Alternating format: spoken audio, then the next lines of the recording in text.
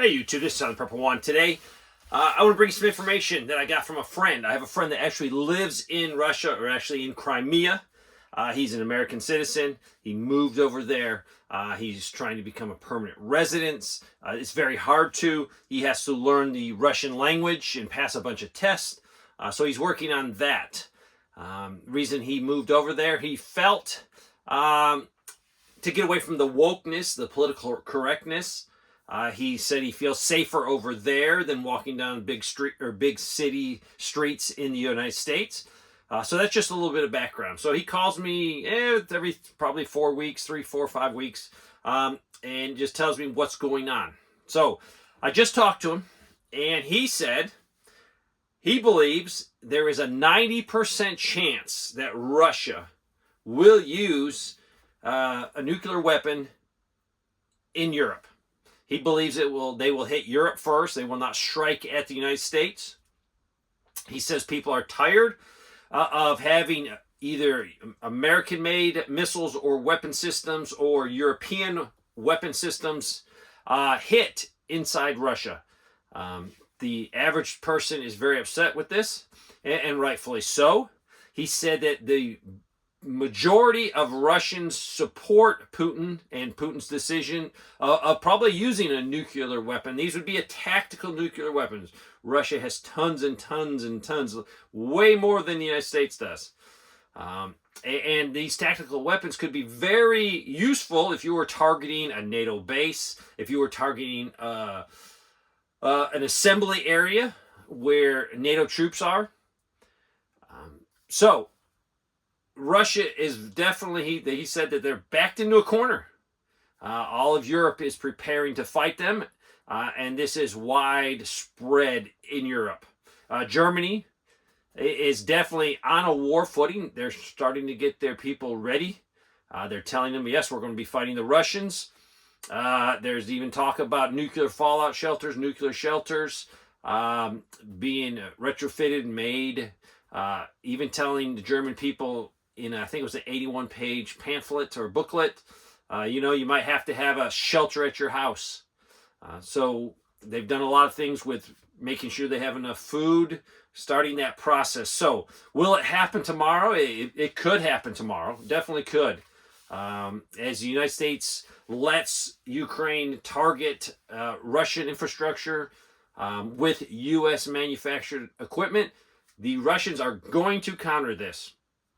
Right now, Ukraine is at a position where they need immediate help. If not, the war will be over. The United States will not let this war go. They need this war for whatever reason. Could one reason be they know that President Biden is going to lose the election? So by having a war, could we cancel the elections or not hold the elections, or maybe hold them only mail voting, and that way they can have some shenanigans going on that they can control. Remember, Ukraine, Zelensky should not be president right now. His term is over. But they've declared no elections. That, to me, is not the right answer. If you always say, hey, this is democracy, democracy, democracy, democracy. And I know we are a republic, but they could definitely have elections there. They're scared to have elections there because the average person will probably vote against the war, saying, hey, we've lost the war. Let's stop now. And probably someone else would be elected. So, also today, a lot more information is coming out on the amount of corruption, the amount of stealing of U.S. taxpayer money that's going over. They say that definitely Zelensky has stolen millions and millions and millions of dollars. And I find that to be true because it's widespread corruption over there. So I hope you're preparing. I hope you're learning about what could happen in a conflict. Now, do not panic if you wake up one day and some tactical nuclear weapons have gone off in Europe. I'd be very, very, very concerned. But when you start hearing about ICBMs, long-range missiles being used, definitely. Me and JD wrote a book, and this is a little plug for it, but you might say, Dave, I can't afford your book. It's not that expensive, which is fine.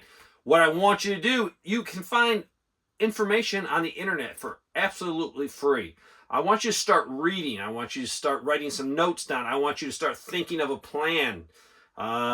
If you live at ground zero, a major target, maybe start getting some plans where you can go to Aunt May's house or your grandparents' house or a friend's house, 50 miles away from that target. Now is the time to make some simple preparation. Now is the time to look at your water supply, your food supply. That is why I did that video a few days ago of what do I need to get. And it's the video, and what I'm looking for is specific things, what I need to stockpile. I have a lot of stuff stockpiled. I'm looking for those little tiny things that I have forgotten. And I love the list. People are giving me all kinds of suggestions. Hopefully tomorrow I'm going to finalize the 2 best answers. And the 2 best answers are the 2 best answers that relate to me, that I need. There's a lot of good things. So you need to watch that video, or at least the most important thing is the comments, and start finalizing your list. You might say, Dave, I'm so lost. I don't have enough money to buy stuff. But you know what? You can save apple juice containers, soda containers, any type of container. And you can put water in that. You can start doing things that are free. You can start educating yourself, reading about how to take care of yourself if this conflict goes global. I believe this is the most dangerous part of my lifetime. I wasn't around really during the Cuban Missile Crisis. I was born right after that. And that was a very bad time. But now I think this is more severe. Just because the world is taking sides. The United States is losing our influence with the Federal Reserve notes. I believe Saudi Arabia is not going to use our dollar for the petrodollar, not going to have it to buy their oil. The BRICS nation is coming online very strongly.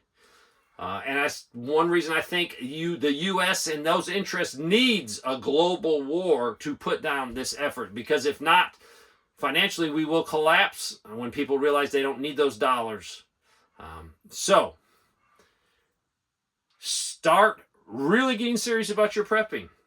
I am getting very serious about my prepping, just trying to finalize things. I have so many projects to do. I'm not going to get them all done in time, but I'm not panicking. I'm just saying, what do I need to get done the most important? And that's what you need to do. If you don't have a decent water supply already stored, that you need to do that immediately. Start saving empty containers, or go buy some 1-gallon water containers that are already full. But you have to modify your plans based on your resources, and those resources are time and money. And we never have enough time, and we never have enough money. But this is the time to get serious.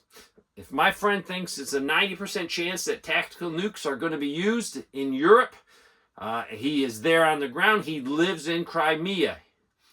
He knows what the Russian people are, and the Russian people are 100% well, I'm not going to say 100%. A huge majority of those people, there's always a small minority in any country that's going to disagree. But there's a huge majority that supports Putin and supports probably the use of the nuke. And these are tactical nukes. We, in this country, would probably go in crazy mode panic if someone detonated a nuke in Europe. And you don't want to be trying to prepare out there at the store when the average person realizes that SHTF is coming. You want to be home finalizing your preps. So I urge you, figure out if you're in ground zero of a major area that has a major industry, a major population, government, military. Right now is the time to call your buddy and say, hey, if things heat up, can I come camp out in your backyard? Or can I come stay at your house? Not when things are happening, come up with a plan. You need to be implementing your plan if you see things happening. I'm not trying to scare you.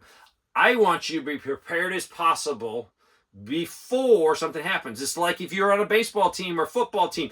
You practice. You get all your plays down. You know what you're going to do. And when the game comes, you're ready for it. When the quarterback calls a play in the huddle, you know what you're going to do. It's not like, do I go left side or right side? No, you know what you're going to do. Or if you're going to take a major test in school, you study your butt off And when that teacher puts the test on the table, it's like, man, I got this. I know this stuff. I'm excited to take this test because I'm going to score high. I'm going to get an A on it. You need to be not excited about having to implement your survival plan. No, you need to be with some calmness and say, you know what? I've done everything I could. I made a great prepper plan for this situation. Now I'm going to start implementing it. If you want to be in panic mode, don't have a plan and then watch the news when they say, yes, 4 tactical nukes took out 4 NATO bases. You're going to feel so much dread, so much confusion. You're not going to have the ability for your brain to process the information and then come up with a plan. So you need to do it now. I hope this helps. Don't panic. I'm not trying to spread fear, but with real boots on the ground, my buddy over in Crimea, he says the Russian people are tired of the U.S. hitting them, and they would probably support the use of a tactical nuclear weapon in Europe, targeting NATO, targeting Ukraine, but it's going to happen. So prepare. Thanks for watching.